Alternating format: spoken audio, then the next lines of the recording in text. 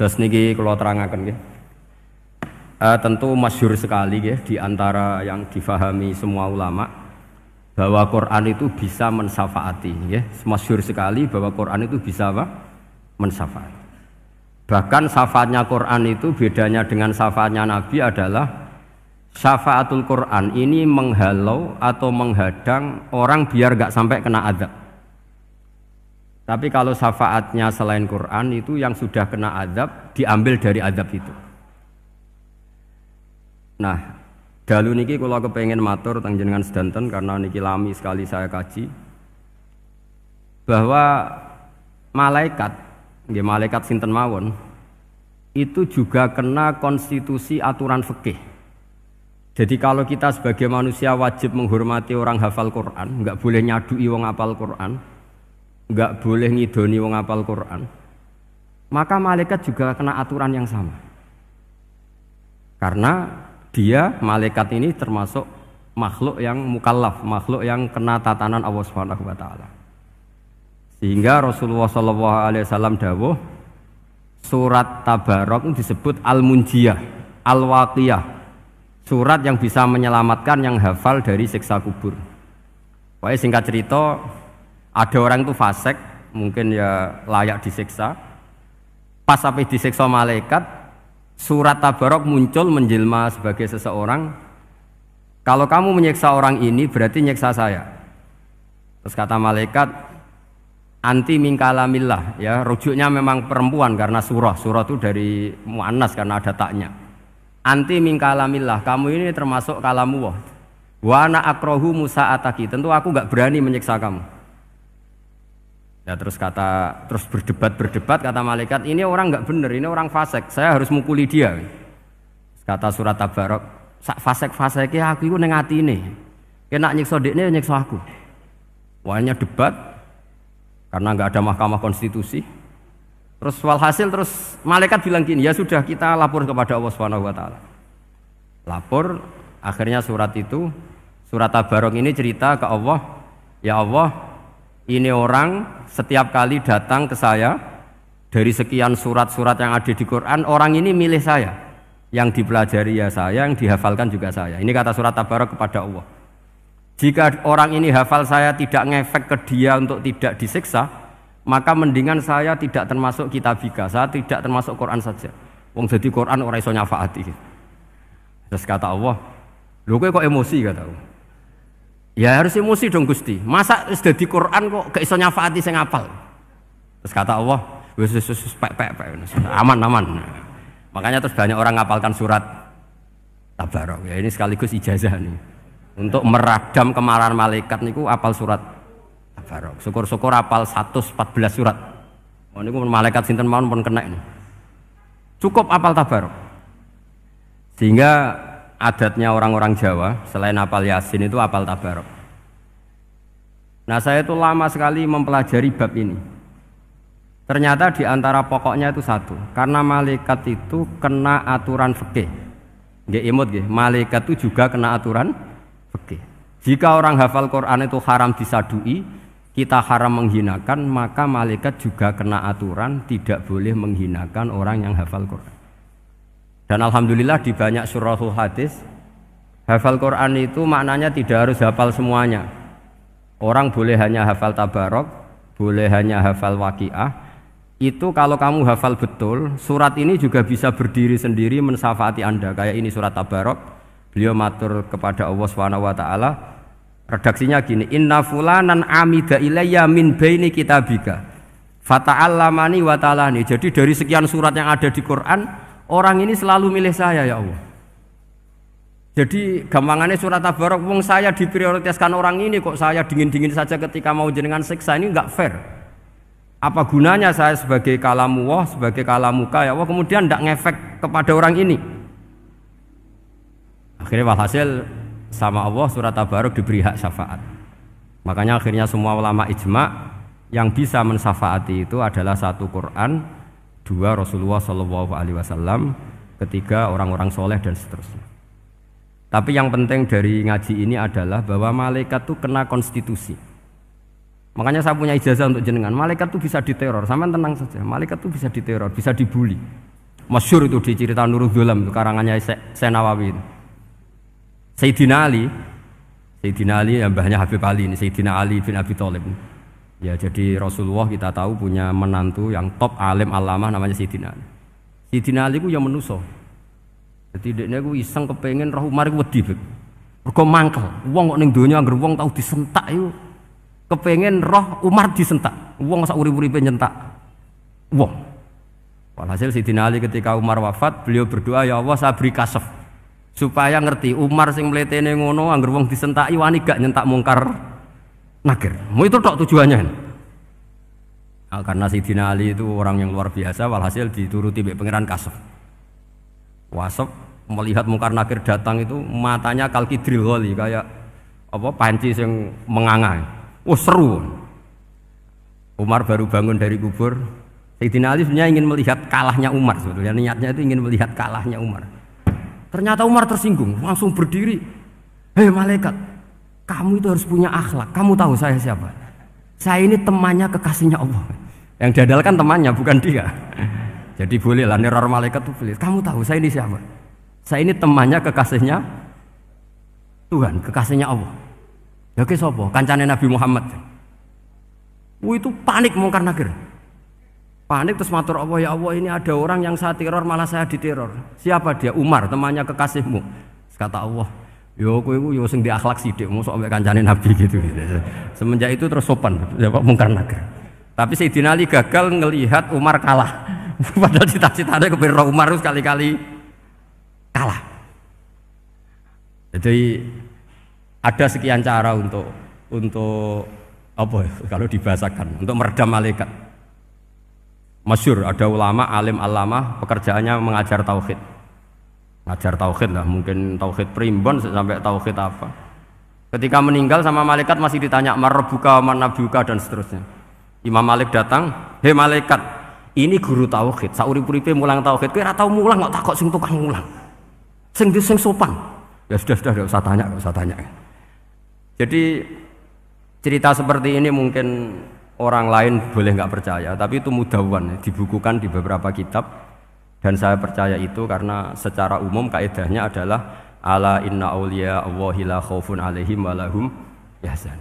Tetap lahumul busyra fil hayatid dunya fil akhirah. Artinya kalau wali itu ngalami ketakutan ketemu mungkar nakir, berarti dia tidak punya busyra fil akhirah. Padahal para wali ini dijamin punya busyra, mendapatkan gembira di dunia, juga mendapatkan gembira di akhirat. Artinya kalau para wali ngalami ditanya mungkar nakir terus takut, apa mana mbok bayangno kepuyah-puyah, wah itu lahumul busyra. Jadi ini, makanya zaman nanti kalau ditanya mungkar nakir, marbuka, saya guru tauhid. Ngajar di Qudsiyah kelas 6. Nah, harus jelas. Saya kalau ditanya juga gitu, saya guru Minhajul Abidin, ngajar di Habib Ali. Minhajul Thalibin, harus jelas. Kalau Pak Najib lebih gampang, ketua menoro. Lebih gampang lagi. Enggak apa-apa. Kalau karena malaikat itu ternyata mukallaf. Mukallaf itu kena aturan hukum. Enggak boleh dia selonang-selonong. Kena aturan hukum. Makanya fa inna Allah ta'ala la yu'adzibu qalban wa al-Qur'an. Allah tidak akan menyiksa hati yang ada di Quran. Kalau orang hafal Quran sampai mati, artinya dia membawa Quran. Dan artinya apa? Malaikat kena aturan tidak boleh melecehkan orang yang membawa Al-Quran. Sehingga surat Tabarak enggak terima, ini orang ini hafal saya, kalau kamu mukulin dia kena saya. Tapi ini orang fasik, tapi saya di situ, kalau mukuli dia kena saya. Akhirnya kompromi terus konsultasi bi Allah. Akhirnya dibenarkan surat Tabarak. Ya, terus ini sudah clear ya, lolos ya, mungkar nakir lolos, baru kayak surat apa? Tabarak. Mungkin-mungkin buatan dites malih, nak dites malih ndredeg klira-kliru ribet. Tapi saya percaya itu ya. Saya tidak bisa membayangkan ya. Ketika Quran disifati Rasulullah SAW bahwa Quran itu syafa', memberi syafaat, kemudian itu tidak ngefek. Saya itu keberatan sekali. Begitu juga apalagi ya, misalnya Rasulullah disifati aqrabin nas, ahabbin nas ilallah, kemudian tidak ngefek bisa memberi syafaat, itu tidak fair. Pasti orang-orang dekatnya Allah ini bisa memberi apa?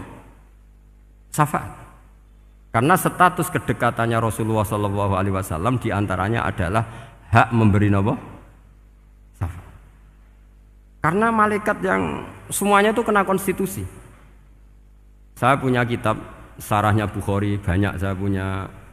Itu diantaranya riwayat dari Ahlul Bait dari Sayyid Ali Zainal Abidin Anil Husain an Abihi an Rasulillah sallallahu alaihi wasallam. Itu riwayatnya adalah ketika nanti di mahsyar itu ya tidak usah kamu bayangkan ya karena ini bila kaifin walan hisorin. Itu Nabi diantara Jibril dan Allah. Kemudian tentu yang akan masuk surga itu orang-orang yang sudah jelas surganya kayak para nabi, para wali, para habaib, para orang-orang pilihan itu jelas surganya. Tapi apa yang terjadi? Allah itu ya tentu Allah zat yang maha tahu, sudah sangat tahu. Itu Nabi usulnya itu hanya satu. Ai Rabbi. Saya masih hafal teksnya. Memang tak hafalkan karena ini tak mau tak pakai senjata untuk ketemu para malaikat. Bukan ya Rabbi, kalimatnya ai Rabbi. Ai Rabbi ibaduka abaduka fi atrofil ardi. Lho Gusti yang nyembah jenengan bukan hanya orang kudus tok, bukan orang menoro tok, bukan madrasah-madrasah elit tok, bukan sekolah-sekolah anggulun tok. Banyak orang yang di tengah hutan juga nyembah jenengan, banyak orang yang kerja di Korea juga nyembah jenengan, banyak orang dengan segala kemiskinannya juga nyembah jenengan. Tidak hanya orang-orang mainstream ini yang nyembah jenengan. Akhirnya Allah ini terus nyari orang-orang yang nggak jelas alamatnya, nggak jelas statusnya. Tapi di hatinya hanya masih nyembah Allah Subhanahu wa taala. Ini termasuk berkah dari rahmatnya Rasulullah sallallahu alaihi wasallam. Jadi nanti yang jelas ya tentu akan dapat surga karena posisinya jelas. Yang enggak jelas diusulkan sama Rasulullah, ai Rabbi ibaduka abaduka fi atrofil ardi. Itu luar biasa. Saya pernah ke Korea itu haru karena di sana ya ada yasinan, ada dibaan. Padahal kerja di negara ateis. Itu kalau mereka sholat, itu nyuri-nyuri waktu makan sholatnya itu di kamar mandi. Ya jangan bayangkan kamar mandinya kayak di sini yang sempit juga. Kamar mandi di kota-kota itu kan mungkin lebih bagus dibanding kamar tidur jenengan. Kayak di hotel-hotel itu kan kalau santri so ngantuk. Saking mewahnya, jadi bisa kadang ada yang tanya, mosok Gus kamar mandi nek gue sholat mau cuwilik. Iwak kamar mandimu ini kamar mandi. Ya sering do tanya saya itu sholatnya sah apa enggak sih? Sah, semuanya gitu tak jawab sah terus. Dan itu yang nanti diusulkan Rasulullah Shallallahu Alaihi Wasallam, ai Rabbi ibaduka abaduka fi atrofil ardi. Di luar orang-orang yang mainstream itu ya Allah, banyak orang yang menyembah jenengan. Saya tuh pernah nangis ketika di Bandara Jakarta ketemu orang wireng, serai melarat, jelas melarat, wireng guys. Ini ketemu saya cium tangan. Gus saya ini itu habis dari Selandia Baru. Kerjanya dia itu ikut mancing gitu, mancing ikan tuna di Selandia. Kalau saya di tengah laut itu sampai 2 bulan. Hiburan saya itu hanya ngaji jenengan lewat YouTube. Coba orang di tengah laut ngaji. Wah itu seneng pojok bumi. Jadi ini umat Rasulullah Shallallahu Alaihi Wasallam. Makanya kalau suwon jenengan yakin saja terhadap syafaatnya Quran. Karena semua malaikat itu kena aturan. Di antara aturannya adalah tidak boleh menyiksa orang yang di hatinya ada Al-Quran. Fa innallaha ta'ala la yu'adzibu qalban wa al-Qur'ana. Karena Allah tidak akan menyiksa hati yang ada di Quran, yang ada Qurannya. Sehingga memiliki jelas gini riwayat saking Ibnu Katsir. Semoga kula percaya, apalagi ini didhawuhkan Rasulullah SAW bahwa surat Tabarok adalah disebut munjiyah. Penyelamat juga disebut wakiyah, penjaga. Lalu biasanya orang-orang yang enggak percaya syafaat itu pertanyaannya adalah kan manusia itu wa alaisa lil insani ila masa'a. Manusia itu hanya bisa membawa bekal apa yang pernah dilakukan. Itu dijawab oleh ulama-ulama kita ahli sunnah wal jamaah. Entah perlu ditambah anah-dia apa enggak tahu saya. Saya ini kata orang banyak termasuk pengurus PBNU, tapi saya itu tetap nggak pati srek. Kalau ahli sunnah saja, tidak usah ditambahi an-nahdiyah. Karena nanti malah tidak global ini ahli sunnah kok lokal ini jadi ribet. Ya tapi kalau kita di Indonesia ya ditambahi an-nahdiyah tidak apa-apa. Karena mau tidak mau memang dalam hal ikramus sahabah mungkin kita dengan Wahabi itu sama-sama ikramus sahabah. Tapi dalam hal percaya wasilah kita ini ada miripnya dengan Syiah karena Syiah percaya wasilah, NU percaya wasilah. Tapi dalam bab ikramu kulli sahabah Beda kita dengan Syiah, fa innas Syiin itu ada sahabat yang dihormati, ada yang enggak.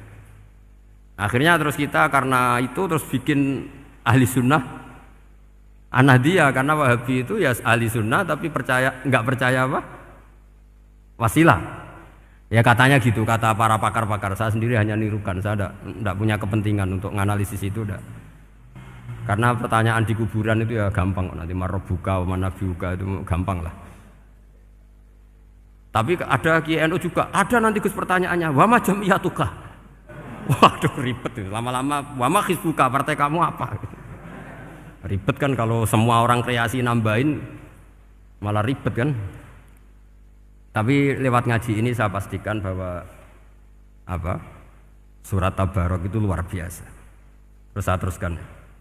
Wa qad rawat Tabrani wal Hafidz Ad-Diya al-Muqaddasi min tariqi Salam bin Sadrusih qala Rasulullah sallallahu alaihi wasallam suratun fil Qur'ani khosomat an sahibiha hatta adkhalathul jannah.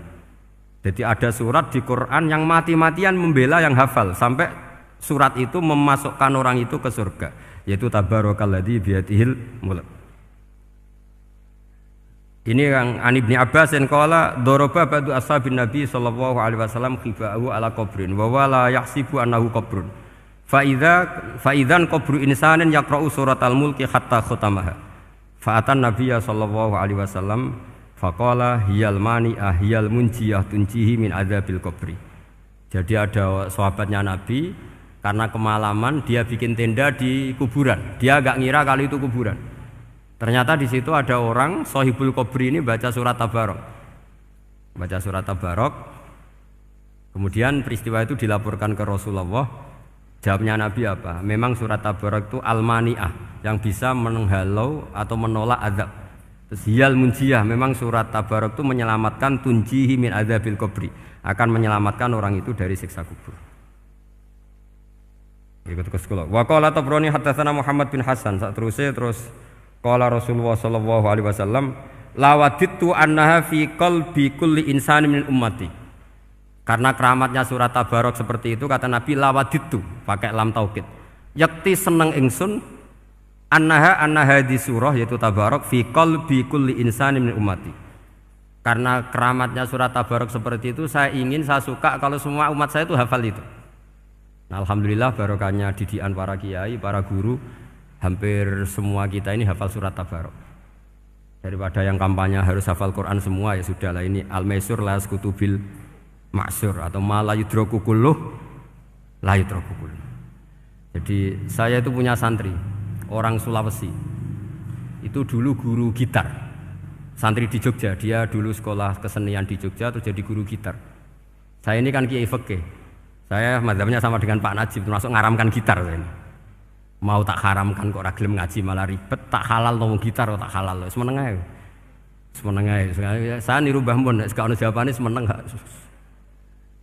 Ya takok kadang, Gus, main gitar hukumnya piye? Kurang penggawean tak jawab.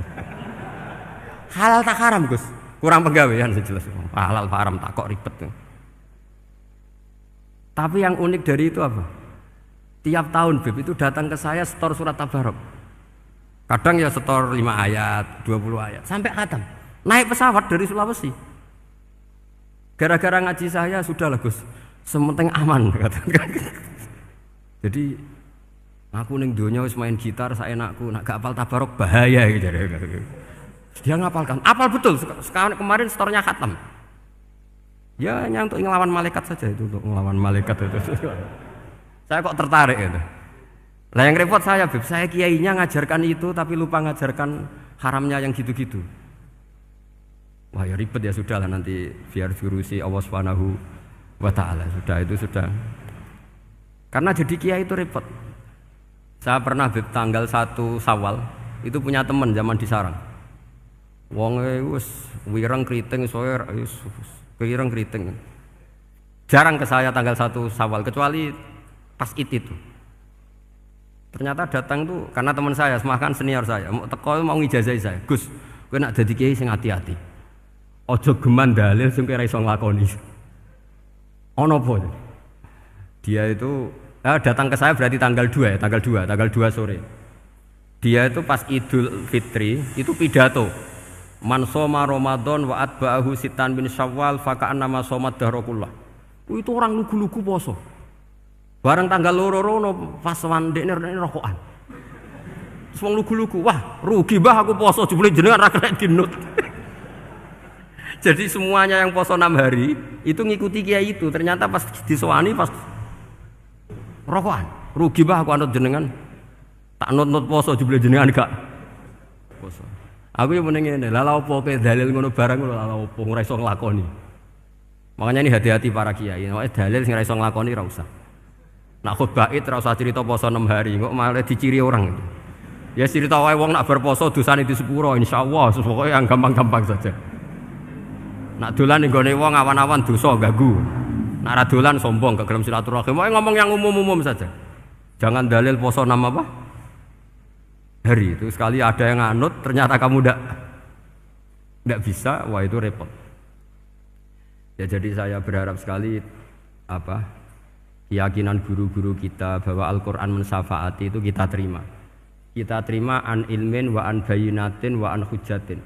Kita bukan sekedar terima karena itu dawai guru enggak, tapi satu bayinah. Yaitu logikanya adalah malaikat itu mukallaf. Mukallaf itu kena aturan hukum. Jika manusia kena aturan hukum harus menghormati orang hafal Quran, maka malaikat juga kena aturan yang sama, yaitu harus menghormati yang hafal Quran. Jadi boleh kamu nanti ketemu malaikat mungkar nakir, sertifikat Iqra khatam, qiraati khatam. Syahadah saya hafid terbaik. Ya supaya dia enggak sembarangan nyiksa kita. Wah aku yakin mesti gak wani, yakin. Jajal sebenarnya. Tapi sampean matur, ojo tes tapi. Karena sekali dites bulet tuh ini. Ya jadi ini jelas ya dawuh Nabi ketika cerita keramatnya surat Tabarok, dawuh Nabi lawaditu annaha fi qalbi kulli insanin min ummati.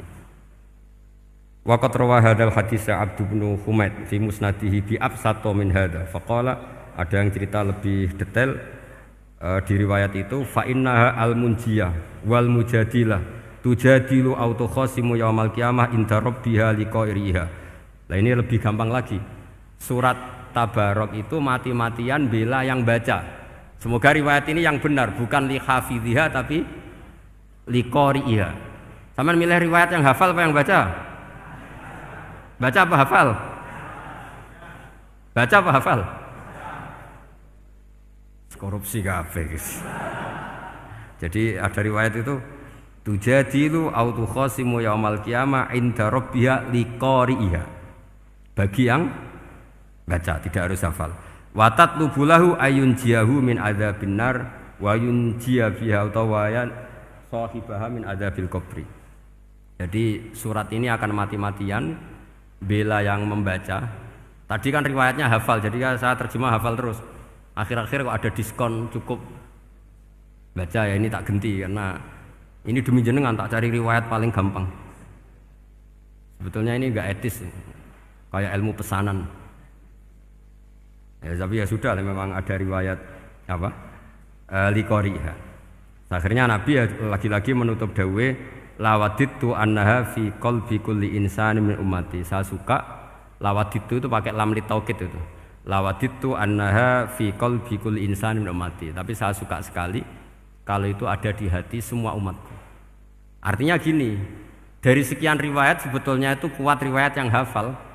Karena Nabi selalu menutup dengan ngendikan saya suka kalau itu ada di hati, selalu ada di hati. Itu artinya hafal apa baca? Yo menengai sampean pucat kandhani kok angel temen. Hafal apa baca? Lawaditu annaha fi qalbi kulli insani min ummati. Itu hafal apa baca? Hafal. Ya berarti hafal. Ini yang hafal Tabarok berapa? Semua ya? Hafal semua? Aman berarti, no? Jadi kulo niku gak ada kitab banyak tentang usul fikih.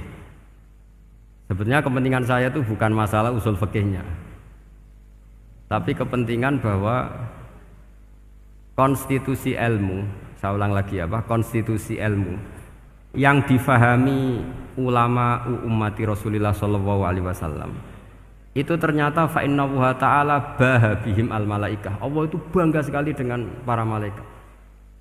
Makanya kamu harus ngaji usul fikih, ngaji apa saja. Karena malaikat itu tidak bisa mikir kayak jenengan, yang bisa mikir itu jenengan. Sehingga ketika presentasi cara bahasa sekarang, termasuk keramatnya Imam Amudi, itu ada cerita ini ada di Nailul Ma'mul kalangannya Syekh Mahfud At-Turmusi. Imam Amudi itu ulama top, tapi dia ngajarnya itu matematika. Jadi ulama nggak ngajar tauhid, nggak ngajar tarikh, nggak ngajar pesolatan, tapi ngajar matematika. Akhirnya, tapi di hatinya ini, makanya ulama itu punya bisirri asrorihim al-fatihah itu ya di sini. Di hatinya itu menurut dia, ilmu paling efektif untuk menjelaskan logika tauhid itu ya matematika. Singkat cerita, ketika ketemu para malaikat, ngendikannya Allah, ya Amudi, kenapa kamu sering belajar matematika? Li tauhidika ya Rabbi, supaya saya mentauhidkan engkau. Ajari para malaikat. Jadi malaikat dipanggil semua sama Allah. Hei waya malaikat, hei para malaikatku, dengarkan kajian Imam Amudi. Dengarin semua. Dia nerangkan di bor hanya sedikit. Nisbatus naini wa arba'atin wa khamsin sampai terus ilal wahid, semuanya nisbatul far'i ilal asli. Wes aku gawe angka cek 1 juta cek 1 miliar, tetep awalnya ku siji. Mbok donya jumlahe cek alam galaksi cek planet wes santek, tetep asal usule siji. Kabeh ku pengembangan nisbatul far'i ilal asli. Liyane zat sing wahid iku kabeh far'un, cabang mintil kal wahdah. Malaikat manduk-manduk kabeh ya, kabeh ku kok Allah. Jadi angka sebanyak apapun itu ya nisbatul far'i ilal asli. Jadi 2 ya enggak asli, yang asli 1. 5 ya sama, 1 miliar ya sama, 1 triliun semua. Berapapun jumlahnya bilangan, semuanya adalah far'un minal wahid. Terus kata Allah, "Oh iki lho ulama aku pinter tenan nerangno tauhid." Nah, malaikat kan monoton. Pokoknya wiridan sudah gitu dok. Akhirnya padahal malaikat ini pernah nggak terima ketika ulama itu masuk surga duluan karena kan wiridan ini lama malaikat. Tapi ternyata apa? Kata Allah, kowe wiridan terus wajar gak di nafsu. Manusa tak kei nafsu jek eling aku. Akal terbaiknya dipakai untuk saya kata Allah, yaitu untuk litauhidi, untuk mentauhidkan saya. Itu imam siapa? Amudi. Jadi dia. Terus saya punya kitab, pernah ngaji sama Mbah Mun, namanya kitab Al-Husunul Hamidiyah. Itu ada ulama, itu ahli gambar. Gambar. Kitabnya itu bergambar. Yo kadang gambar wit, kadang gambar wedhus, pokoknya kitabnya gambar. Tapi wong keramat. Dulu kitab gambar tapi hawane hawa tauhid. Nah, sampean kan enggak ngarang kitab primbon. Donga mahabbah. Lah wong dekne dhewe Joko Tuwa kok ngijazahi mahabbah. Lucu kan. Ana Kiai Fakir jal ijazah jalbur rezeki yo ngijazahi padahal dekne dhewe. Oke, sing repot meneh. Wong dekne dhewe ra cerdas ngijazahi ilmu laduni. Ribet, Mas. Wong dekne dhewe ra cerdas ngijazahi ilmu napa? Ternyata di akhir kitab itu dijelaskan gini. Fa inna hadhihi suwara, semua gambar ini awaluha min nuqtah wahidah. Awalnya adalah dari 1 titik. Jadi famadarul wujud adalah an-nuqtah, 1 titik. Nuqtatul wujud yaitu Allah Subhanahu wa taala. Mbok kowe gambar seruwet apapun. Wis aku gambar benang paling ruwet sing ra iso diurai. Awalnya 1 titik apa 2 titik? 1 titik. Makanya masyhur dalam dawuh para ulama, Quran dikumpulkan di surat Fatihah. Surat Fatihah dikumpulkan di bismillah. Bismillah dikumpulkan di titiknya ba. Nah titik ba ini disebut bi kana makana wa bi yakunu mayakun. Karena lewat titik bi ini karena saya yang ada menjadi ada dan karena saya yang mau ada akan menjadi ada. Makanya semuanya itu kembali ke 1 titik, nuqtatul wujud. Kayak apa ulama dulu? Jadi mau bismillah itu gak main-main kan. Bismillah itu eling bae. Ba ini nuqtatil wujud, bahwa kita benar-benar bertauhid. Mbok kayak apa buletnya gambar, mbok kayak apa ruwetnya, tetap dimulai dari 1 titik. Mbok kayak apa jumlah angka-angka itu, dimulai angka 1. Nah, Sampean saya harapkan nanti kalau ketemu Allah itu Allah bangga dengan sampean kon mulang tauhid ning malaikat. Orang ning TPQ kon mulang malaikat. Itu cita-cita terbesar saya, kepengen mulang malaikat. Mulang sampean wis bosen yakin wis aku pengen oh keren mulang. Ya, maksudnya aja malaikat kok Jibril, Mikail itu malaikat elit. Sing awam-awam lho sing mboten. Mboten kalau malaikat ini papan atas niku pun alim banget. Saya kenapa ngomong demikian? Saya ini punya tafsir namanya tafsir Al-Qurtubi. Itu Imam Qurtubi termasuk tak anggap mufassir hebat. Beliau ketika ngendikan wa idz qala rabbuka lil malaikati, sak terus walhasil malaikat itu terus protes ataj'alu fiha may yufsidu fiha wa yasfikud dima. Itu kan ada pertanyaan di tafsir itu. Bagaimana mungkin malaikat itu protes kepada Allah padahal malaikat itu terkenal loyal sama Allah, nggak pernah intervensi, nggak pernah gugat. Kenapa ini kok ada cerita malaikat kok gugat atas alu? Jari Imam Qurtubi, hum awamul malaikah, itu awamnya malaikat, bukan yang kayak Jibril, Mikail. Itu malaikat-malaikat yang nggak ada namanya, awam. Jadi jangan bayangkan yang protes itu kayak malaikat Jibril. Jadi harus dibedakan. Nah, saya ya tentu kalau ngajar malaikat ya milih yang ini, yang nggak jelas namanya ini sudah. Kalau Jibril ya nggak mungkin diulang dong, sing nggawa wahyu. Apa alam Quran itu sepiro? Aku sing nggawa Quran ribet kan malah. Lah nek Israil mbok ulang tersinggung dipeletet lah tuntas malah ribet. Mikael mbok ulang tersinggung kira di donasi bagian duit dan bagian rezeki. Ribet. Wis mulang malaikat sing awam. Saya itu termasuk hilang iskal saya, janggal saya karena tafsir Qurtubi. Dulu saya itu iskal. Mau malaikat kok ngevaluasi kebijakan Allah itu artinya kan gini. Ya Allah, engkau mengangkat Adam sebagai khalifah. Padahal potensi Adam itu adalah ifsad. Ya, ataj'alu fiha may yufsidu fiha wa yasfikud dima. Kata malaikat, wa nahnu nusabbihu bihamdika nuqaddisu lak. Itu kan paradok, kalimat yang paradok. Paradoknya begini, ya Allah tolong evaluasi engkau ngangkat Adam sebagai khalifah. Potensi Adam adalah merusak bumi. Wa nahnu nusabbihu bihamdik, kita ini selalu mensucikan engkau. Loh, itu kan paradok. Kalau mereka mensucikan Allah, artinya mensucikan juga min ihtimalil khata'. Mensucikan bahwa Allah itu tidak mungkin salah. Lah ini bilang mensucikan kok saya mensucikan engkau Gusti, tapi kok dalam hal ini kok kayak jenengan itu salah gitu. Wong karwan Adam kok mbok angkat. Makanya Allah duka. Wong kowe ku jare maca tasbih kok ngevaluasi. Ya kan maknanya mentasbihkan Allah apa? Mensucikan dari semua kesalahan, kekurangan. Ini bilang baca tasbih kok nganggep Allah itu perlu dievaluasi kebijakannya. Tolong pikir ulang Gusti. Mungkin jenengan kurang detail kan kayak gitu. Akhirnya Allah tersinggung. Masyhur itu di tafsir-tafsir. Meskipun tafsir itu sebagian Israiliyat, yang keterusan itu rodok Israiliyat, tapi cara kula rodok setuju, Israiliyat sing rodok-rodok gitu. Itu kan masyhur itu. Akhirnya, lah apa alasannya Adam kok salah? Bani Adam tentu akhirnya Adam ini kemudian terganti ke Bani Adam. Dan itu jadi perdebatan ahli tafsir. Apakah domir itu harus kembali ke asal? Apa boleh ke pengembangannya? Misalnya Adam itu kan di situ disebut ataj'alu fiha may yufsidu fiha wa yasfikud dima. Padahal Adam yang nabi ini enggak pernah yusfikud dima. Enggak pernah yufsid fil ardi, juga enggak pernah wa yasfikud dima. Ya, saya ulang lagi, Adam yang nabi itu kan enggak pernah ngalami ataj'alu fiha may yufsidu fiha wa yasfikud dima. Berarti Adam ini nanti yang nakal, yang sampai senang pertumpahan darah itu Adamnya apa anaknya? Anaknya kan?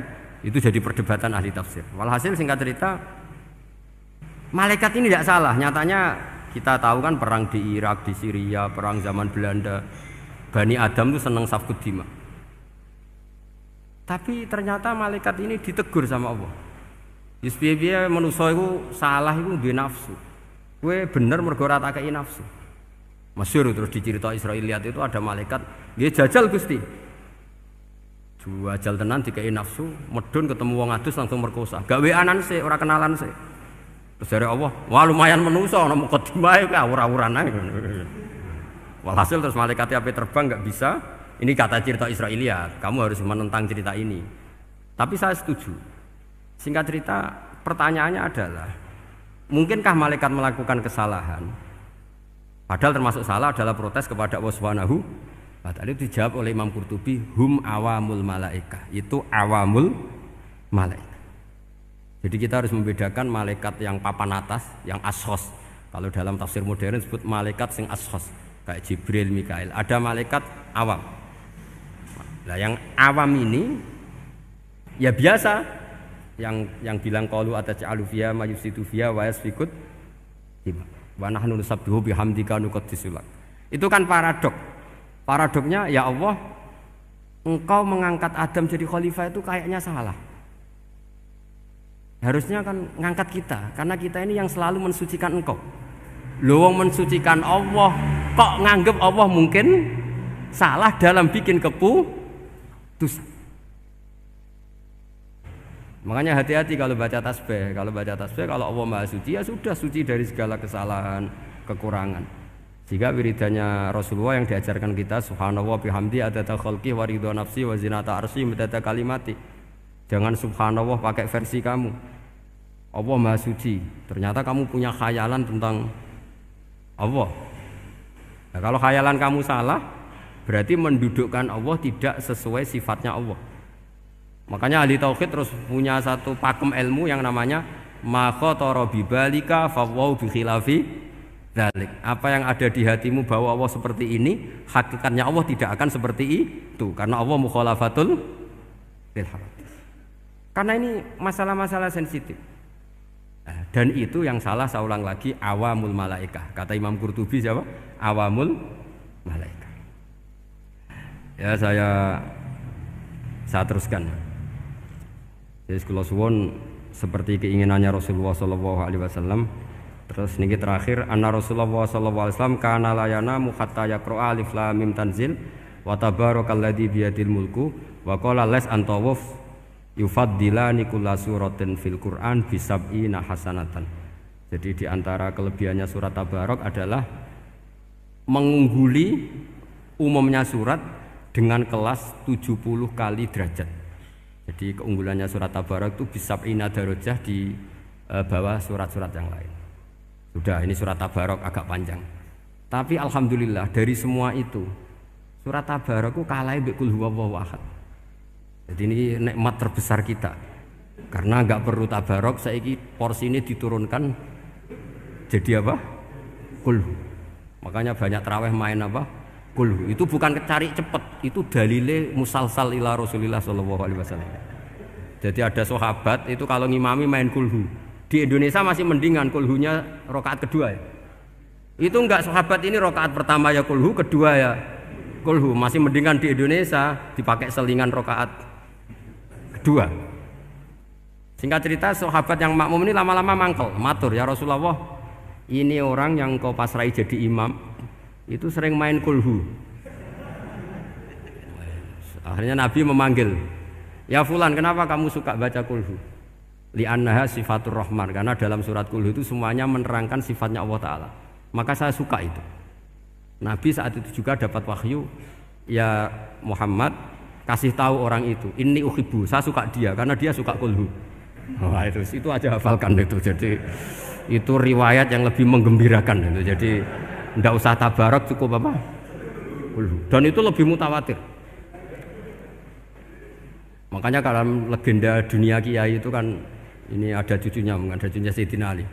Itu siapa yang bisa khatam Quran sekian menit, yang menang Sayyidina Ali ya, karena baca kulhu sampai 3 kali, yang dianggap takdilul Quran, sudah sama dengan baca Quran. Jadi ini ijazah terakhir, ini jadi porsinya tambah turun. Saya itu suka, saya itu punya banyak penggemar lah di Jogja, di Jakarta. Memang agama ini harus mudah. Saya itu kalau baca kulhu itu sampai nangis. Nangis saya bukan karena faham atau haru, itu enggak. Sebaik itu Allah, masa gara-gara hafal kulhu, main kulhu dicintainya? Ya karena memang Allah benar-benar zat yang baik.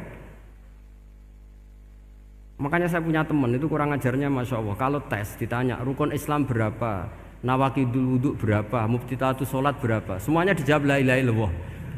Terakhir ditulis kafir Pak, sama anak nyalano iki. Nyalano la ilaha illallah kafir apa enggak? Gurunya bingung kan akhir. di ek iku la ilaha illallah kok di ek. Akhirnya bocah diceluk, "Cung, maksudem piye? Mun nek sampean wani ngeek, Pak, kafir, Pak." Akhirnya sugahno ribet-ribet. Pertanyaan apa saja? Ma mubtilatu sholat la ilaha illallah. Nah gitu wudu ya. Tapi jangan tiru lho. Lah gurune kok ngeek gak wani, kafir. Siapa yang berani ngeek la ilaha illallah? Ya ana meneh sing mboweli. Angin belinge itu disurati wong tuane. Kalau nu mondok sarang era kuno, jadi ijek lugu wong. Surati wong tuane, kowe gak susah, wong tuamu disurati. Tenang ya Gus, bapakku buta huruf. Jadi wis disurati, gak ngefek wong bapaknya buta huruf. Nah, di Islam, saya ulang lagi di Islam. Dengan tanda kutip kesalahan-kesalahan kecil gini ku zaman Nabi. Sahabatnya Nabi, iku kabeh iku dadi berkah. Makanya enggak ada ilmu sebarokah kayak zaman Nabi. Wong goblok wae dadi berkah. Sampai Nabi ngendikan aksaru ahlil jannah al-bulu, akeh-akeh penduduk swarga iku wong goblok. Mergo wong goblok iku piye? Apa dimangkeli iku ya gaweane pangeran. Nabi itu pernah disomasi wong goblok. Itu ya piye? Nabi kan cerita kiamat tuh gini. Yang kemarin nggak jadi itu. Kiamat di Indonesia kan berapa kali ya? 999 terus 2000 berapa? 12 terus Jumat apa kan sering mau ada kiamat itu. Saya sering ditanya tamu, "Gus, ngenteni kiamat teng putih. Enteni ning kene barang aku aneh-aneh." Wong karuan layak alamuha illahu bokas-bakas. Nak misalnya tenan piye, Gus? Ya tenan sing enek kowe sik, anak aku gak. Wah, sesuk tajak ngenteni kiamat ora sida kiamat. Aneh-aneh. Saya ulang lagi. Ketika Nabi cerita dasarnya kiamat itu sahabat itu enggak mikir. Padahal mereka orang-orang pinter. Si mikir wong desa, Mas. Ya Rasulullah mata sa'ah. Engkau itu cerita kiamat terus tapi enggak jelas tanggalnya. Lalu itu kapan? Wah, kaget sahabat. Oh, pinter juga. Kalau cerita itu ada tanggalnya dong. Ini kan cerita terus tapi enggak jelas tanggalnya. Apa diamuk wong desa? Ora diamuk mangkelno. Nabi meneruskan tentang ahwalil kiamah, masih nerangkan ahwalil kiamah. Dibaleni lagi. Ya Rasulullah mata sa'ah. Lalu kiamat itu kapan? Ini kalau ijazai, jadi bodoh tapi untuk ridhanya Allah Ta'ala pun. Kalau lah kadang jadi pinter gue nyesal. Ribet. Dikongkon Pak Najib barang ini akhirnya. Gara-gara pinter. Padahal kok ya wong bodoh lah mlebu swarga, ribet kan? Direwangi dadi wong alim, sebelum kok wong bodone ya melok mlebu swarga. Wong gelombang kedua itu pengumumannya siapa pencinta Nabi, pencinta wong alim masuk swarga. Yang pertama seleksinya agak ketat, yang kedua itu ya muhibbin mun cukup mun. Jadi sebenarnya swarga ya ketemu wong ra jelas-jelas nih. Wah repot ya. Akhirnya ketika Nabi gak jawab, sahabat itu banyak yang analisis kariha maqala, lam yasma, ada yang bilang lam yasma, memang Nabi tidak dengar. Ada yang analisis sami'a wa kariha maqala, sebenarnya Nabi itu dengar tapi gak suka karena pas khutbah di-cut, diinterupsi. Karena diulang-ulang lagi akhirnya akhirnya Arabi tadi mengulang-ulang lagi, akhirnya Nabi jawab. Karena Nabi itu orang yang sangat pintar, jawabnya ma'atatalaha, kamu kok berani tanya kiamat kapan, persiapan kamu apa? Fawawahi ma'atatulaha kabira sholatin wala siyamin wala kada wa kada walakinni uhibbuka. Ya menang ya pede. Apa Nabi tanya persiapan saya? Oh, kalau sholat saya biasa kok bangga. Wes wong desa biasa kok. Fawawahi ma'atatulaha kabira sholatin, saya sholatnya biasa, puasa biasa. Maksudnya sing wajib-wajib tok lah, ndak aneh-aneh. Tapi walakinni uhibbuka, tapi saya ini mencintai engkau. Apa jawabannya Nabi? Almar'u ma'aman ahabba. Dan itu melegenda seluruh dunia, baru kayak Bedui. Jadi semua orang yang hafal hadis almar'u ma'aman ahabba atau anta ma'aman ahbabta itu barokatu hadal badui, karena berkahnya orang Bedui. Dan hadis itu mutawatir karena dikatakan Nabi ketika khutbah, orangnya banyak yang hadir banyak. Barokahnya orang Bedui, gak disopan santun. Mukjizatnya Nabi seringnya gara-gara orang Bedui. Nabi khutbah, wis khutbah cerita akhirat, cerita kebaikan. Ya Rasulullah, kok khutbah mohon bakas akhirat kebaikan. Sekarang itu tidak ada hujan, halakatil amwal. Sekarang harta hilang semua. Hewan-hewan sudah mau mati semua karena apa? kekeringan. Mohon jenengan rasa bakas niku, pun jaluk udan mawon. Nabi langsung Allahumma wah langsung udan tuwurs. Nak jare ulama lah mbon Nabi borodok gelos putih udan seminggu nganti akhirnya sapine iku gak mati krana kehausan tapi kelentir. Parani nek Nabi nuni ora ngrasa salah paren ya Rasulullah. Wong kula njuk donga udan ben ra mati saiki mati tenggelam. Mun lereni santai wae. Dan saya minta doa hujan supaya hewan-hewan itu bisa minum dan seger. Dan ini malah do kelentir. Akhirnya Nabi itu nuruti meneh. Allahumma hawalena wala alena Allahumma alal akam wa dzirab sak terus. Itu wong desa. Betapa barokahnya wong desa iki orang tahu. Betapa Rasulullah itu sekali ngendikan alam itu harus tunduk. Jadi min mu'jizati Rasulullah sallallahu alaihi wasallam itu sekali ngendikan alam itu harus ngikuti. Jadi Nabi misalnya ngendikan hujan, itu panitia hujan, malaikat hujan harus nuruti. Nabi ngendikan berhenti juga harus berhenti. Makanya enak jadi nabi itu, tapi kamu nggak mungkin sudah tutup, sudah tidak mungkin. Makanya Nabi itu pernah minta dalam satu maidah, ya fulan saya ambilkan dirok. Dirok itu kaki kambing yang depan, diambilkan. Ambilkan lagi, diambilkan. Ambilkan lagi ya Rasulullah, bukankah kambing hanya punya dirok dua, kaki depan dua? Andaikan kamu bilang iya, maka akan selalu ada dirok selagi aku minta-minta. Karena alam ini akan mengikuti. Jadi Nabi misalnya mau dahar gitu ya, kok Nabi ngendikan ya Jabir ini jangan kamu entas, yang entas harus saya. Ini cukup untuk makan orang banyak. Nabi sekali ngendikan cukup. Nasi ini punya konstitusi harus cukup. Karena Nabi ngendikan cukup.